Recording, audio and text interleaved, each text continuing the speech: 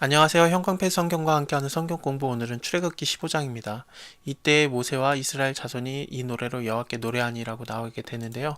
이때는 구원의 날입니다. 그날에 여호와께서 이같이 이스라엘을 애굽 사람의 손에서 구원하심에 이스라엘 민족들이 하나님이 베푸신 큰 일을 보았습니다. 그리고 경배하게 되고 모세를 믿게 되는데, 구원받았기 때문에 남은 것은 하나님을 찬양하는 것밖에 없죠. 내가 여호와를 찬송하리니 그는 높고 영화로우시며 말과 그 탄자를 바다에 던지셨음이로다. 이렇게 찬양을 합니다. 재밌는 게 이거 다음에 미리암이 이 찬양을 이어받아서 찬양을 또 하거든요. 근데 이거랑 아예 똑같이 찬양을 해요.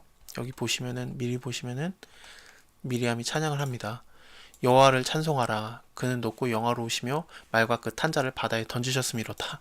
아예 똑같아요. 그죠? 여기 보시면은요. 여호와는 나의 힘이시요 노래이시며 나의 구원이시로다. 그는 나의 하나님이시니 내가 그를 찬송할 것이요 내 아비의 하나님이시니 내가 그를 높이리로다. 이 아비라는 것은 단지 모세의 아빠만 말하는 게 아니라 조상이라는 단어입니다. 그러니까 아브라함도 포함돼요. 아브라함과 하나님이 언약을 맺으셨죠. 너의 자손들이 이방에서 계기되고 4대 만에 다시 가나안 땅으로 돌아오게 될 건데 큰 재물을 갖고 오게 하겠다. 성실하게 하나님이 그 언약을 이루신 거예요. 지키신 거예요. 내 조상의 하나님이시니 내가 그를 높이리로다. 나의 조상의 하나님뿐만 아니라 그것이 나와 연관이 있는 겁니다. 하나님께서 내 조상과 하셨던 언약이 기억되고 그것을 이루신 하나님이, 구원을 이루신 하나님이 내가 지금 그것을 만나게 되는 거죠. 사실 신앙이라는 게 그런 것 같습니다.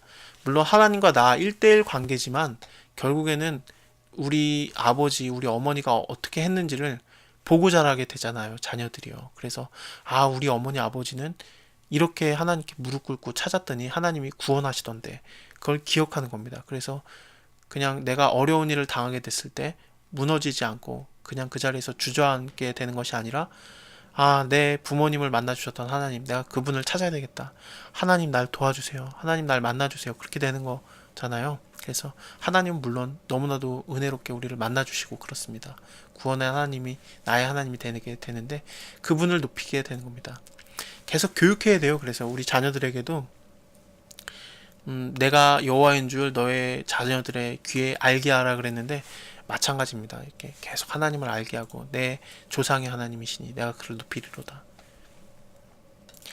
여호와는 용사시니 여호와는 그의 이름이시로다. 여기서는 이 여호와는 구원의 하나님이십니다. 저번에는 어떻게 말하셨습니까? 아브라함과 이삭과 야곱에게는 내가 전능한 하나님으로 나타났지만 내 이름을 알리지 않았다. 근데 여기서는 이스라엘 자손에게 나타난 하나님은 구원의 여호와 하나님이에요. 아브라함과 이삭과 야곱에게는 전능하신 여호와 하나님인데 여기서는 구원의 여호와 하나님인 겁니다. 너무너무 멋있죠. 물론 아브라함, 이삭, 야곱도 오실 메시아를 믿고 구원받은 건 맞습니다만, 그들이 하나님을 생각할 때 가장 컸던 거는 전능한 하나님이에요. 내가 땅이 없지만 땅을 주실 수 있는 하나님, 내가 자녀를 못 낳지만 나에게 자식을 줄 수 있는 하나님, 전능한 하나님으로 믿었던 겁니다. 나에게 가나안 땅, 자녀, 그리고 내 아들 이삭을 죽일지라도 다시 살리실 수 있는 부활의 하나님, 그런 걸 믿은 겁니다. 전능한 하나님. 근데 출애굽기에서는 구원의 하나님 여호와, 내가 여호와인 줄 너희가 알리라, 계속 그걸 말씀하시는 거죠. 바로의 병거와 그 군대를 바다에 던지시고 홍해에 잠기게 하시고 큰 물이 그들을 덮고 돌처럼 깊이 내려가게 하시고 권능으로 영광을 나타내시고 주의 오른손이 원수를 부시나이다.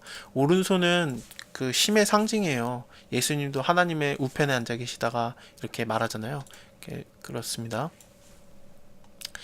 하나님과 같은 분은 없습니다. 정말 기이한 일을 행하는 자 누구니까 주께서 오른손을 드시는 그 땅이 그들을 삼켰나이다.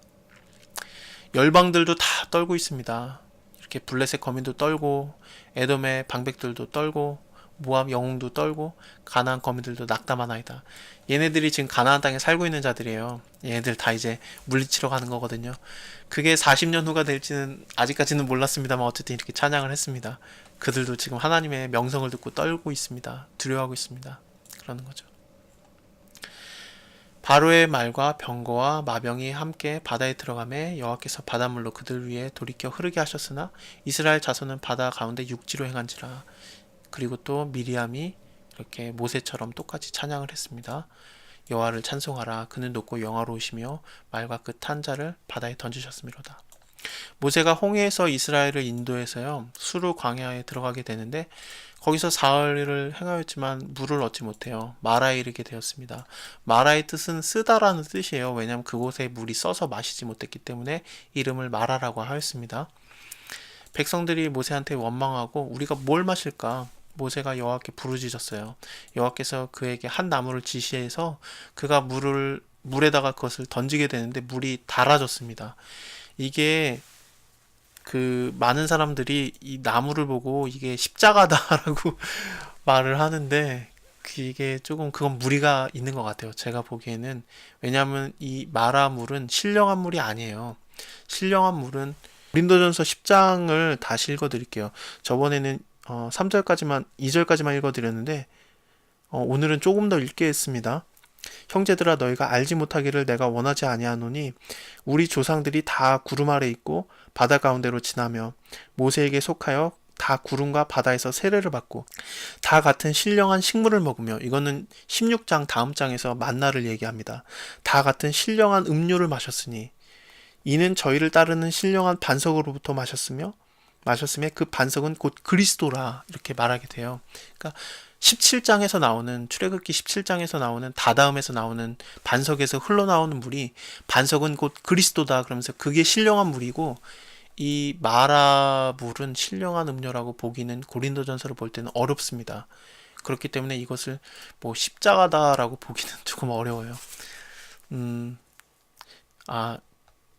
조금 더 얘기를 드릴까요? 에덴 동산에서 하나님이 거하시는 곳이잖아요. 근데 그때는 그 2장을 보시면 알겠지만 그때는 비가 없었어요. 그렇기 때문에 물이 에덴 동산 밖은 좀 부족할 수도 있습니다. 그때는 비가 없고 이슬만으로 땅을 적셨거든요. 근데 에덴 동산에서부터 강이 흘러나와서 강이 4개로 뻗어나가잖아요. 그러면서 그 에덴 동산 밖에까지 생명을 주는 겁니다. 하나님이 거하시는 에덴 동산에서 물이 흘러나와서 이제 생명을 주는 거거든요. 그것이 그림이 있어요. 다다음 장 17장에서 반석에서 물이 흘러나와서 이스라엘 민족들을 마셔서 살아나게 하고요. 또 에스겔 성전에서도 물이 흘러나와서 그 물을 마시는 자마다 다 살아나게 돼요. 그리고 또 그 물이 사해바다까지 흘러 들어가겠는데 사해바다까지도 살아나게 되고 어부들이 막 축제를 벌이고 그렇습니다. 예수님도 사마리아 여인에게 내가 바로 생수를 줄 수 있다라고 말씀하셨고 요한복음 7장에서는 너는 나에게서 와서 누구든지 목마르거든 나에게서 와서 물을 마셔라. 너의 배에서 생수의 강이 흘러나리라. 그래서 다 살리시는 거고요. 예수님이 생수의 근원이시니까. 그리고 또 요한계시록을 보면은 이제 새로운 성전에서 물이 흘러나와요. 예루살렘 새 성전에서 물이 흘러나오게 되는데 그게 생명수입니다. 그래서 많은 열방들이 많은 나라들이 다 살아나게 됩니다. 그게 큰 흐름이 있습니다. 근데 그거는 전체가 뭐냐면은 다 하나님이 거하시는 곳 아니면 하나님 자체에서 물이 흘러나와서 물을 먹는 자마다 물이 닿는 자마다 다 살아나는 겁니다. 그게 신령한 물이지 이거는 그냥 고여있는 물이거든요. 흘러나오지 않는 물입니다. 그렇기 때문에 나무가 십자가라고 보기는 그럴 수도 있지만 조금 어렵습니다. 제가 말했던 것 지금까지 말했던 게 사실은 지금 제가 논문을 쓰고 있는 건데 나중에 기회가 되면 좀 더 자세하게 말씀을 드릴게요.